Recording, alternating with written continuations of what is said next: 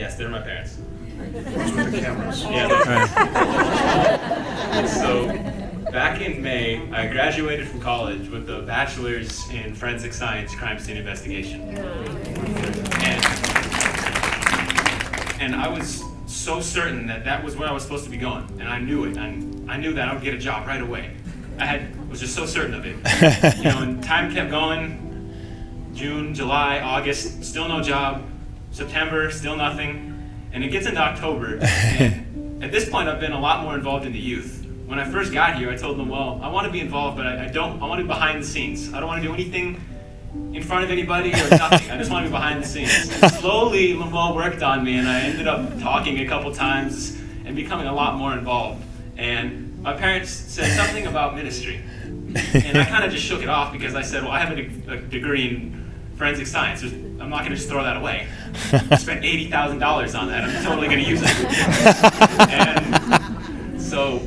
I'm glad the dad is laughing. So a couple more weeks go by later in October, and my sister calls me, and she says, well, God gave me a word for you. And I said, okay, well, I'm going to go ahead and share it. She said, well, the reason you haven't had a job yet is because you're in the wrong field. She said, you're supposed to be going into ministry, not into forensics.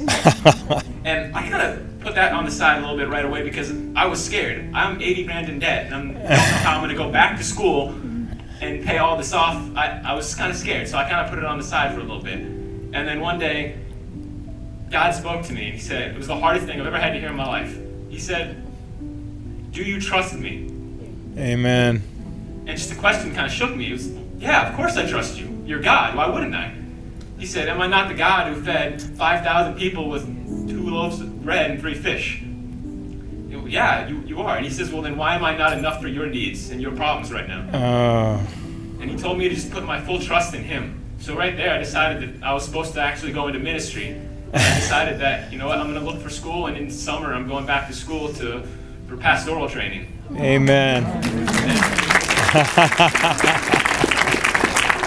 And one other thing God really put on my heart to tell everybody is just a little almost biblical relation to this. Abraham, or Abram at the time, he was living in Ur. It was a big city, Pretty sure he was pretty well off there, I'm pretty sure he was having a pretty good, if it was up to him, he probably wouldn't have left.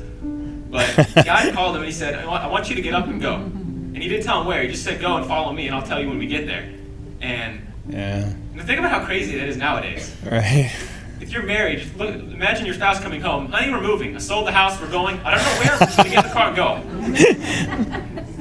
But it's crazy. It takes so much faith to do that. But Abraham stepped out and he went out in faith, and that turned out so well for him. For us too. I mean, it's really it's all of God. And that's what we have to do in our lives. We may not see where God's taking us. It might not be according to what we have planned, but his plans are always greater than our plans. Amen. So if we just step out in faith, what God was telling me, just step out in faith and follow his plan, we'll go exactly where we need to go. Amen. Yeah.